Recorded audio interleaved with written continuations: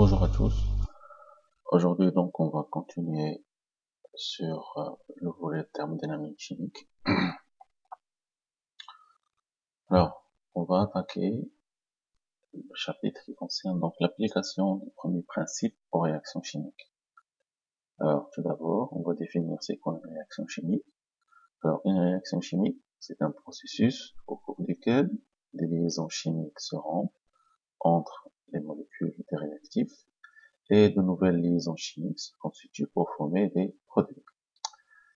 Ça veut dire que pour les réactifs, ce sont des composés chimiques. Ces composés sont formés de molécules. Ces molécules sont formées d'atomes. Donc on va casser les liaisons entre les atomes pour prendre ces atomes et reconstituer de nouveaux, ou bien constituer de nouvelles molécules qu'on va appeler des produits. C'est les produits de la réaction. Alors, l'équation chimique, elle traduit le fait que les réactifs, ils réagissent les uns sur les autres. Donc, il y a des réactifs, par exemple A, il va réagir sur B, ou bien B, il va réagir sur A, dans des proportions bien précises. Petit a et petit p ici, dans la réaction, sont appelés donc des coefficients stoichiométriques. Ça veut dire que j'ai petit a, mol de A, réagit sur petit b, mol de B, pour nous donner petit c, mol de C, et petit d, mol de D. Exemple ici, on va prendre comme exemple donc l'équation de la formation de l'ammoniac. Pour l'équation numéro 1, donc on a le gaz N2, l'azote, sous forme gazeuse, plus 3 molécules d'hydrogène H2, qui va nous donner donc 2 molécules de NH3, l'ammoniac. La deuxième réaction, c'est la même, c'est juste que au lieu de prendre deux atomes de N2, je vais prendre un seul atome, donc j'ai divisé le tout par 1,5. Donc 1,5 N2 plus 3 demi de H2, il va me donner donc 1,5 de NH3. Pardon, il va me donner NH3. Alors, l'équation de la réaction, elle reste valable, mais l'aspect énergétique il change. Donc pour la première réaction, j'aurai une delta H1, mais pour la deuxième réaction, j'aurai 1,5 de delta H1, c'est-à-dire delta H2 est égal à, delta H1 est égal à 2 fois delta H2. Ça veut dire que pour former deux atomes, ou bien deux molécules de NH3, j'aurai besoin de deux fois delta H2, qui est la valeur pour former une molécule de NH3. Alors, une remarque, lors de l'écriture de l'équation de bilan, on doit s'assurer que la conservation de la charge et des atomes soit établie. C'est-à-dire que la réaction doit être équilibrée. Bien sûr, donc il est souhaitable de préciser l'état d'agrégation des espèces. Par exemple, il faut indiquer pour chaque atome ou chaque molécule quel est son état d'agrégation. Ça veut dire est-ce qu'il est solide, liquide ou bien gaz. Deuxièmement, donc l'état ou bien l'avancement d'une réaction chimique. L'état d'avancement. Alors la grandeur état, appelé avancement de la réaction, alors elle est définie comme si j'ai une réaction, donc petit a, ou bien A plus B, donc C plus D, alors état sera égal à le nombre de moles de A final, moins le nombre de moles N0 de A, c'est-à-dire le nombre de moles initial, sur moins A. La même chose, N de B moins N0 de B sur moins B, qui est égal à N de D moins N0 de D sur petit d, et N de C moins N0 de C sur petit c. Alors, vous remarquez bien que pour la partie, ou bien pour le nombre de moles des réactifs, j'ai divisé par moins A et moins B. Alors que pour les produits, j'ai divisé par D et par C. Pourquoi? Parce que si vous faites donc l'opération N de A moins N0 de A, alors N0, c'est le nombre de moles de départ. Donc, et vu que A c'est un réactif, donc le nombre de moles de A à l'instant T sera inférieur à N0 de A, vu qu'il est en diminution. Donc, cette différence, N de A moins N0 de A, elle est inférieure à 0. C'est pour cela qu'on a divisé par moins A, pour avoir toujours un avancement qui est supérieur à 0. On ne peut jamais avoir un avancement d'une réaction qui est inférieur à 0. Ça n'a pas de sens. Bien sûr, ici, par définition, donc, eta est égal à n de i moins n0 de i sur nu i. Alors, l'avancement est toujours supérieur à 0. Avec n de i, c'est le nombre de moles de composés à l'instant t. N0 de i, c'est le nombre de moles de composés à l'instant initial. Nu i, c'est le coefficient stoichiométrique correspondant au composé i. Alors, ce nu i, il est supérieur à 0 si i est un produit, et nu i, il est inférieur à 0 si i est un réactif.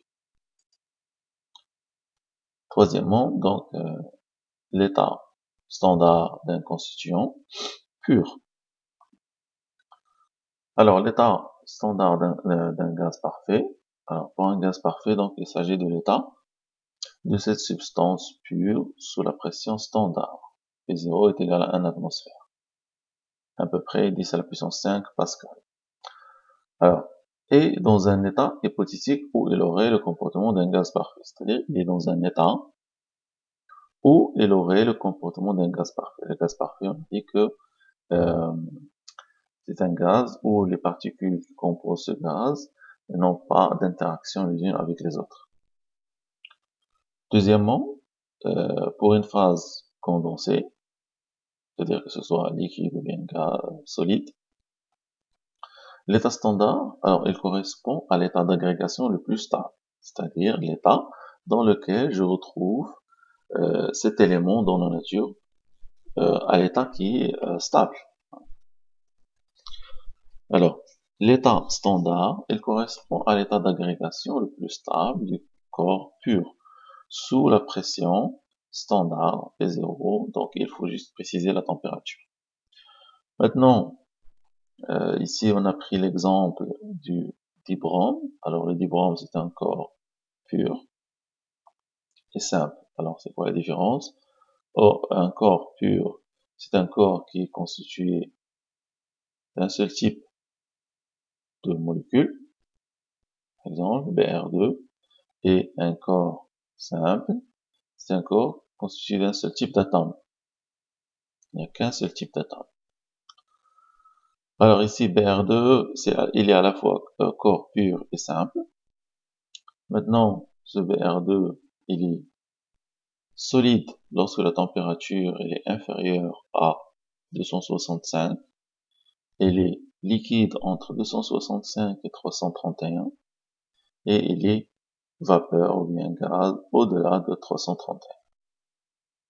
Donc à température ambiante, c'est-à-dire à 25 degrés ou à 298 degrés K, l'état standard de Br2 est l'état liquide sous une atmosphère.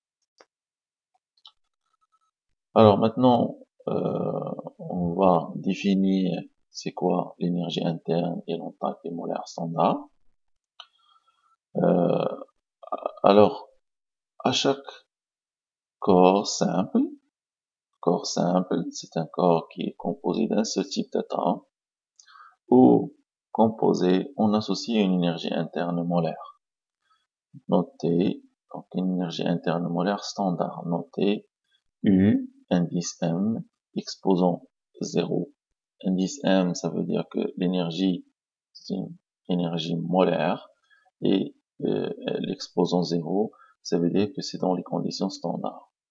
et une enthalpie molaire standard, aussi H, indice N, exposant 0, ils sont exprimés en joules par mol, parce qu'ils sont des énergies molaires. C'est calculé par rapport à une mol. Par convention, on va attribuer la valeur 0, joule par mol, à l'enthalpie standard d'un corps pur, simple, dans son état standard. Maintenant, si j'ai un corps pur et simple, un corps pur et simple, pur, ça veut dire qu'il est constitué d'un seul type de molécule, et simple, parce qu'il est composé d'un seul type d'atome. Par exemple, PR2, O2, H2, N2, L2. Donc ce sont tous des corps qui sont constitués d'un seul type d'atome et d'un seul type de molécule. Donc elle est à la fois pure et simple. Exemple ici, H, l'enthalpie molaire standard de Br2 à l'état liquide, qui est égal à 0, parce que c'est l'état liquide qui est l'état d'agrégation le plus stable. Mais lorsque le Br2 change de phase à l'état gaz, donc on a une valeur de 30,71 kJ mol moins 1. Et à l'état aqueux, ou bien solide, maintenant on le retrouve à moins 0,92 kJ mol moins 1. Deuxième exemple, alors l'éthanol, c'est un liquide, mais ce n'est pas un corps simple, c'est un corps pur, parce qu'il est constitué d'un seul type d'atome. Il est constitué d'un seul type de molécule. Mais ce n'est pas un corps simple, parce que l'éthanol, c'est un alcool, alors c'est un composé organique, il est constitué de carbone, d'hydrogène et d'oxygène. Donc il n'est pas constitué d'un seul type d'atome, donc ce n'est pas un corps simple. Donc même si il est liquide à 298, mais son enthalpie il est différente de 0. Alors, pour l'énergie interne des réactions et des enthalpies de réaction. Maintenant, suppose qu'on a un système en réaction chimique, possède une énergie interne U, qui dépend de V et de T. Bien sûr, on va introduire un nouveau paramètre qui étale l'avancement de la réaction. Alors, on note que U est U de V de T de eta. Et une enthalpie H qui dépend de P de T et de eta aussi. Tel que, donc on aurait delta R, delta U de réaction qui est égal à d de U sur eta à V T constante. Et delta H de réaction qui est égal à d de H sur d de eta à P et T constant. Donc, on définit une grandeur molaire de réaction. C'est une énergie interne ou bien une enthalpie qui est spécifique à la réaction. Donc, elle correspond à une mole d'avancement. Donc, on a travaillé par rapport à une mole. Alors, on va utiliser la loi de Hess pour calculer ces enthalpies de réaction molaire et ces énergies internes de réaction molaire. Alors, supposons que on a la réaction suivante, toujours N2 plus 3H2 va nous donner 2NH3. Alors, delta U de réaction molaire, c'est la différence entre les énergies internes du système dans l'état final et l'énergie interne du système dans l'état initial. L'état final, c'est la formation de deux molécules de NH3 et l'état initial, c'est N2. N2, c'est plus 3H2, c'est l'état initial. Donc c'est les molécules de départ. Maintenant, qu'est-ce qu'on a fait pour calculer donc delta U de réaction molaire? C'est toujours, on va prendre la valeur de l'énergie interne de l'état final, multipliée par les coefficients stoichiométriques, moins les énergies internes de l'état initial, aussi multipliées par les coefficients stoichiométriques. En général, donc on aura delta U de réaction molaire égale à la somme d'une UI, UMI, c'est-à-dire c'est et delta H de réaction molaire, c'est la somme du nu I, HM de I, avec donc toujours le nu I, c'est les coefficients stoichiométriques, ils sont supérieurs à 0 pour les produits, et sont inférieurs à 0 pour les réactifs, parce que pour les produits, il y a formation, et pour les réactifs, il y a donc une diminution.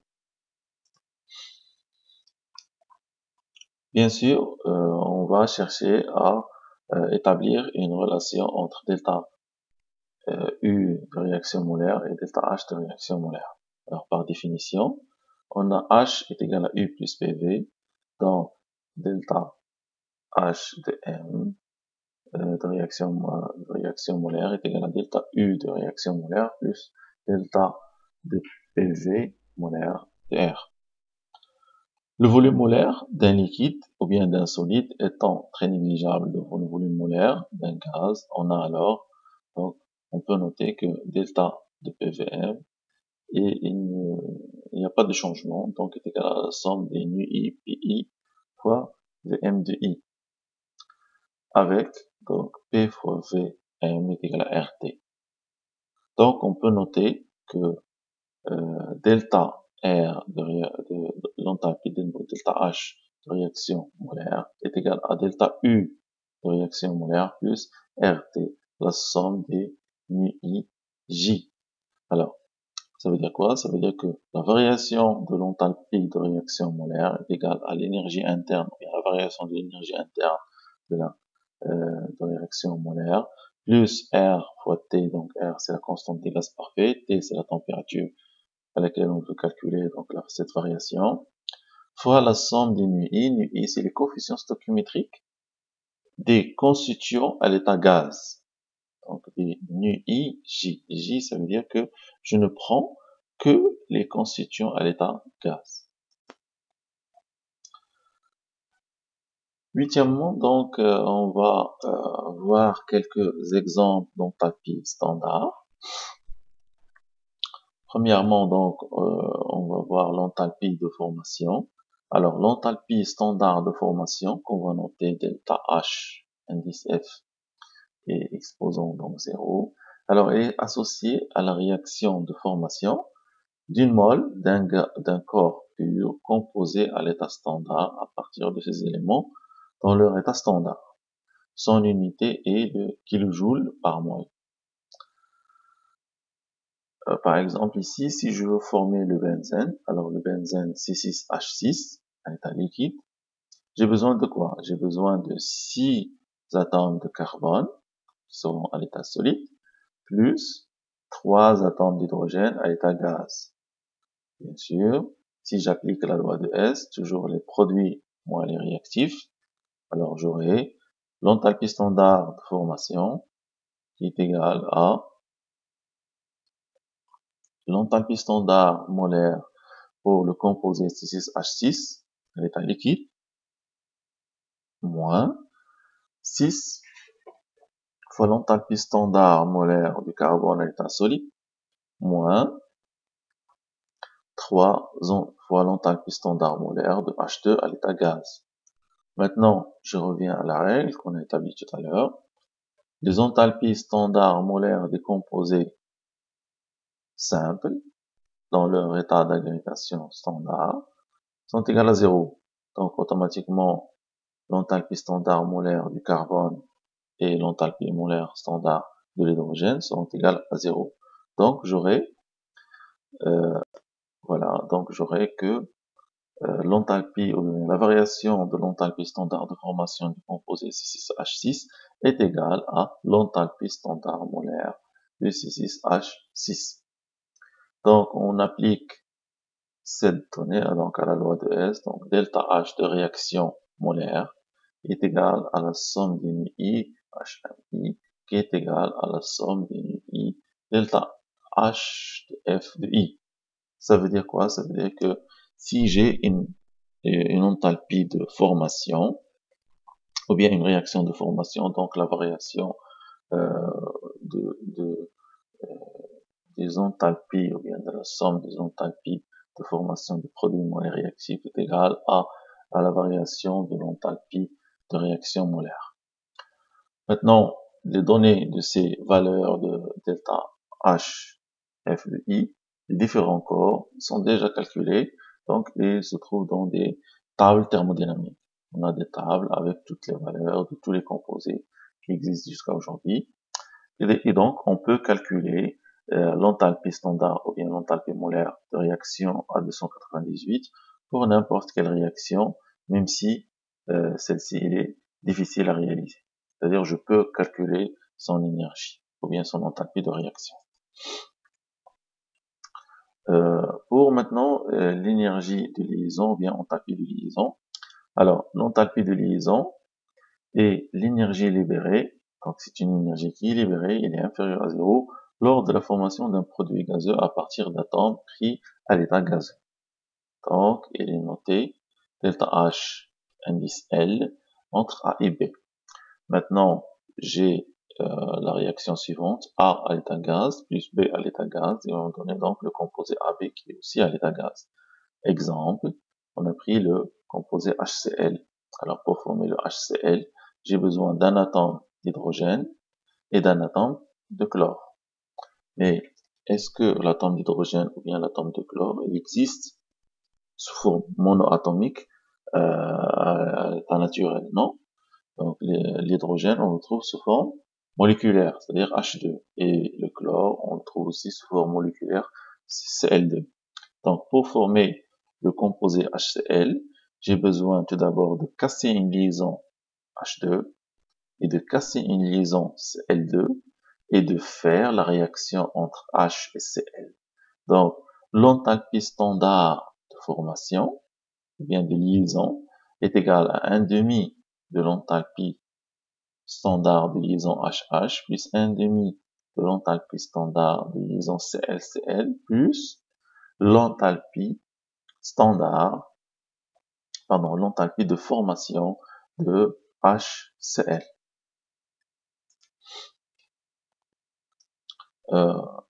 Concernant donc l'enthalpie standard d'ionisation, alors c'est l'enthalpie standard de la réaction associée à l'ionisation d'atomes gazeux en ion positif gazeux.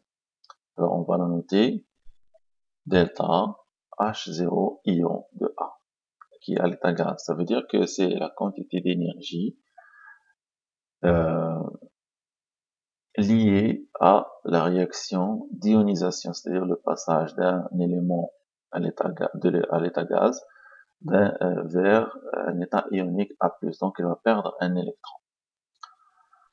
Ensuite, on retrouve donc l'autre façon donc d'ionisation, c'est lorsque l'élément, bien l'atome A, à l'état gaz, il va capter un électron pour se transformer en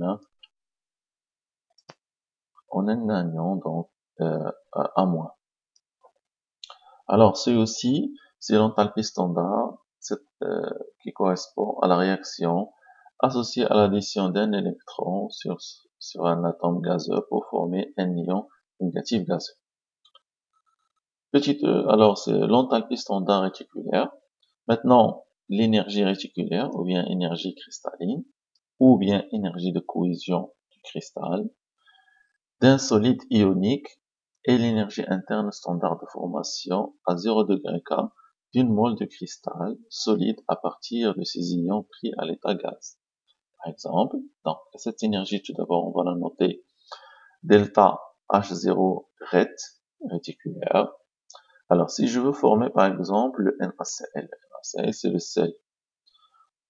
J'ai besoin de deux atomes, l'atome de sodium Na+, à gaz, et l'ion Cl- à l'état gaz aussi. Maintenant, le NaCl, c'est un solide, alors il cristallise, donc c'est des cristaux. Alors pour former des cristaux, j'ai besoin donc d'un enthalpie ou bien d'une énergie. Alors cette énergie ou bien cette enthalpie de réaction, elle est calculée donc à 0 degré K, c'est-à-dire à partir de 0 degré K, quelle est la quantité d'énergie qu'il faut à ces composés, le Na+, et le Cl-, pour former un composé solide cristallin. Alors, neuvièmement, l'enthalpie de réaction en fonction de la température. Tout d'abord, on va établir une relation entre l'enthalpie de réaction à la température T1 et l'enthalpie de réaction à la température T2. Maintenant, si j'ai une réaction qui se passe à T1, donc j'aurai des réactifs qui sont tous les deux à T1, qui vont donner des produits qui sont à T1. Maintenant, si je veux réaliser la même température, mais à T2, température supérieure T2. Donc, pour faire la réaction, donc il faut que les réactifs, ils passent de T1 à T2. Ensuite, je fais la réaction à la température T2, donc j'aurai des produits qui se trouvent à la température T2, et par la suite, ces produits, ils vont refroidir pour retrouver la température T1. Maintenant, pour un réactif qui passe de T1 à T2, à pression constante, je peux calculer son enthalpie. C'est une enthalpie d'échauffement. Juste, on a chauffé les réactifs de T1 vers T2. Donc, il sera égal à l'intégrale entre T2, température finale, et T1, la température initiale, de Cp dt. Bien sûr, pour tous les réactifs, donc je vais noter delta H1, c'est l'intégrale entre T2 et T1 de Cp réactif fois dt. De manière générale, c'est l'intégrale entre T2 et T1 de la somme de nu i Cpi fois dt. De même, pour les produits qui passent de T2 à T1, c'est-à-dire les produits qui vont refroidir de T2 vers T1. Donc, je vais noter donc delta H2, c'est l'intégrale entre T1, c'est la température finale pour les produits, et T2, c'est la température initiale pour les produits, la somme du nu i Cpi fois Gi, Cp et nu J et Cpj fois ddt. Maintenant, qu'est-ce qu'on sait? Alors, on sait que delta H de réaction à la température T1 est égal à delta H1 plus delta H de réaction plus delta H2. Or, si je veux delta H2, en fonction de delta H1 et de delta H2 et delta H R à la température T1, donc j'aurai delta H à la température T2 est égal à delta H à la température T1 moins delta H1 moins delta H2. Bien sûr, donc je vais noter que delta H de réaction à la température T1 plus l'intégrale entre T2 et T1 de delta R de Cp dt. Bien sûr, ici, delta H de réaction, c'est une variation, ou bien c'est l'enthalpie de réaction à la température T2, qui est égale à la variation de l'enthalpie à la température T1, plus l'intégrale entre T2 et T1 de delta R de Cp. On va voir c'est quoi delta R de Cp. Alors, delta R de Cp, c'est la somme du NI pour les CPI moins la somme des, c'est la somme des, toujours des produits moins les réactifs, des NuJ, CPJ moins la somme des NuI, CPI. Toujours produits moins les réactifs. Et les Cp sont toujours multipliés par les coefficients stoichiométriques. Alors, le même raisonnement est valable pour la détermination de l'énergie interne en fonction de la température. Donc, même chose, ici on a calculé par rapport à l'enthalpie, donc même chose pour l'énergie interne, donc je peux noter que delta U de réaction à la température T2 est égal à delta U de la réaction à la température T1, plus l'intégrale entre T2 et T1 de delta R de CV cette fois, ddt. Bien sûr, au cours de ce genre de cycle, donc il faut s'assurer que l'enthalpie ou bien l'état physique des réactifs et des produits ne change pas entre T1 et T2. Si au contraire, à la température T entre T1 et T2, il y a un changement de phase, donc il faut introduire dans le cycle la température de changement de phase des composés concernés et par conséquent les enthalpies de changement de phase. Bien sûr, par exemple, si je suis en train de chauffer de l'eau et entre T1 qui est égal à 25 degrés et T2 qui est égal à 80 degrés, entre 25 et 80, l'eau, elle va pas changer de phase. Donc, je peux calculer delta H de réaction T2 en fonction de delta H de réaction T1. Maintenant, si j'ai T1 est égal toujours à 25 degrés et T2 est égal à 120 degrés. Donc, automatiquement, j'aurai un changement de phase à 100 degrés.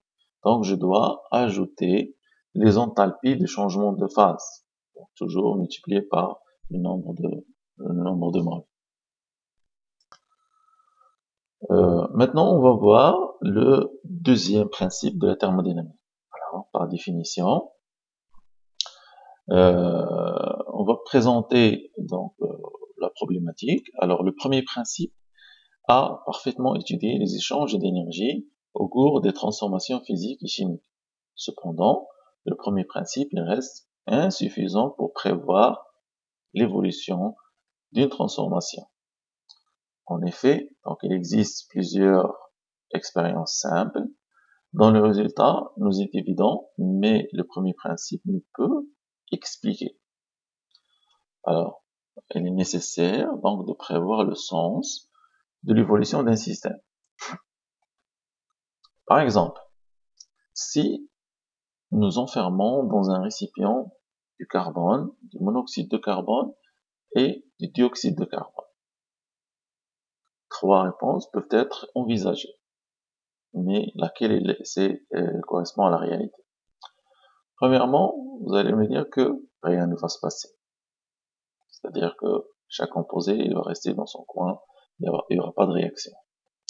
Deuxièmement, vous allez me dire que voilà, le dioxyde de carbone, il va réagir avec le carbone pour donner le monoxyde de carbone. Ou bien, c'est le monoxyde de carbone qui va se décomposer pour nous donner du dioxyde de carbone et du carbone.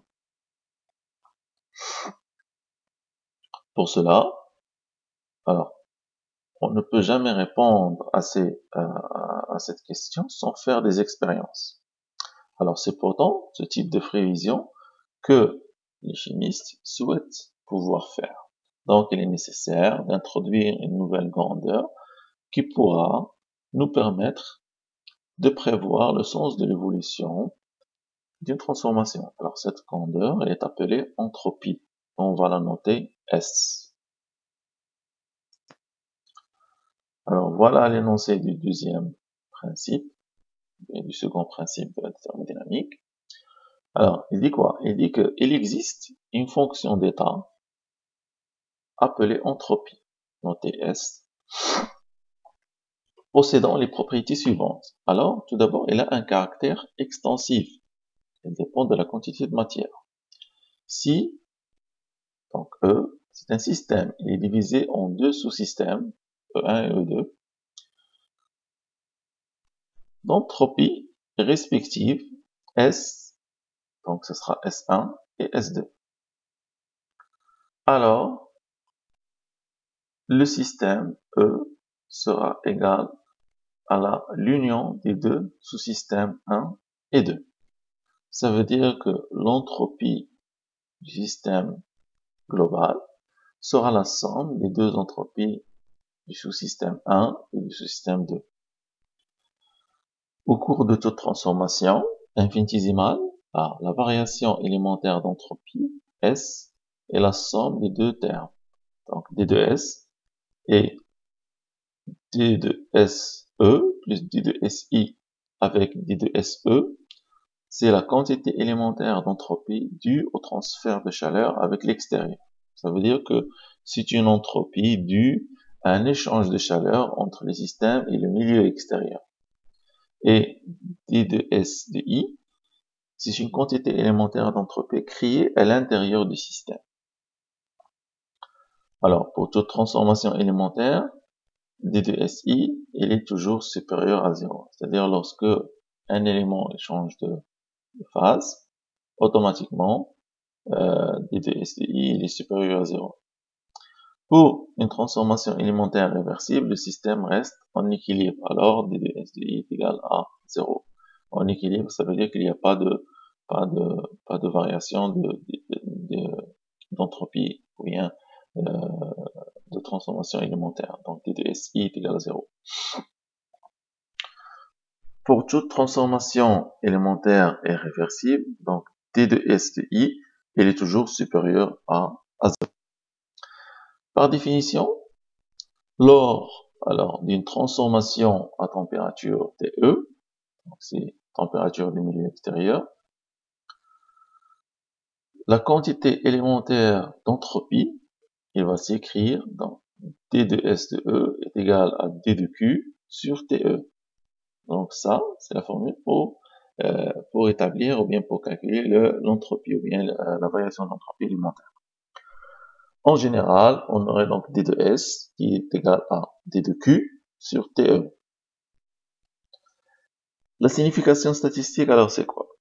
Alors, l'entropie d'un système, elle mesure l'état du désordre de ce système. Plus l'entropie du système augmente, plus le désordre il augmente. Ceci est vérifié par le corps pur. Alors, on trouve dans les tables, par exemple, l'entropie pour le pentane, C5H12, est égale à 348,4 joules degré K-1, mol-1. Par contre, l'entropie pour le cyclopentane, C5H10, est égale à 292 joules degré K-1, mol-1. Alors, cette différence est liée à la géométrie de la molécule. Le cyclopentane, c'est un cycle, donc il possède moins de degrés de liberté. Donc, un cycle, il est plus rigide, plus figé, donc moins de liberté, c'est-à-dire moins de désordre, donc la valeur de l'entropie, elle est inférieure. Maintenant, on va appliquer ce deuxième principe. Premièrement, on va l'appliquer aux transformations réversibles isothermes de gaz parfait. Par définition, on sait que D de S est égal à D de Q sur T. D'autre part, pour un gaz parfait, si la température est constante au cours de la transformation, on a D de U est égal à 0. Donc, D de Q plus D de W est égal à 0.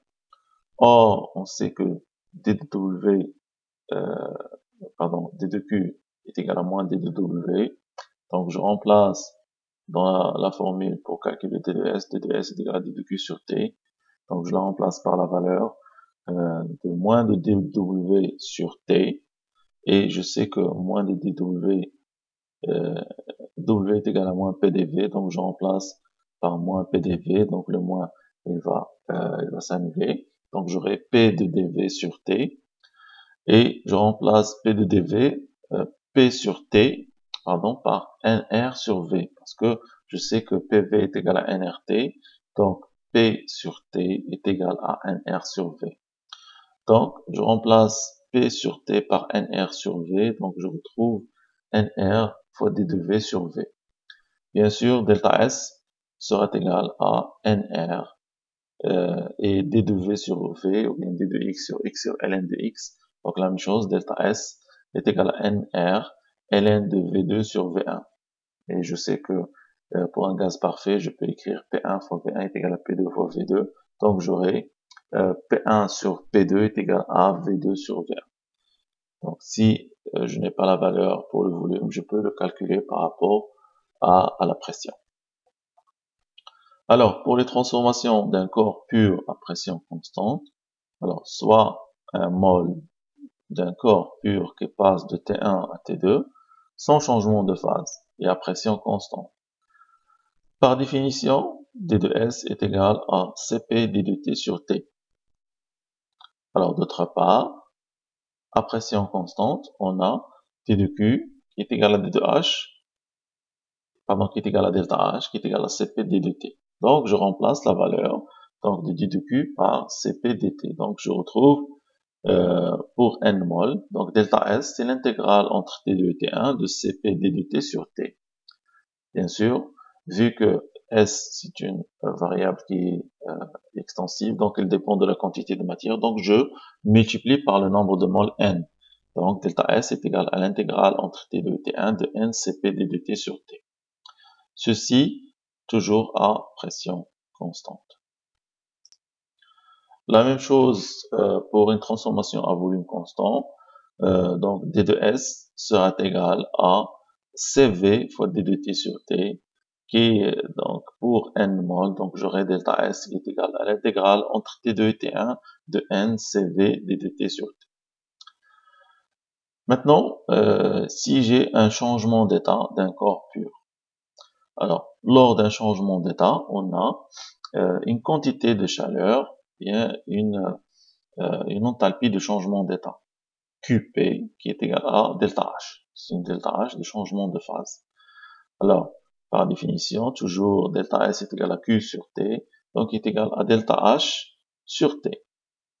Avec delta H phi, c'est une enthalpie de changement de phase.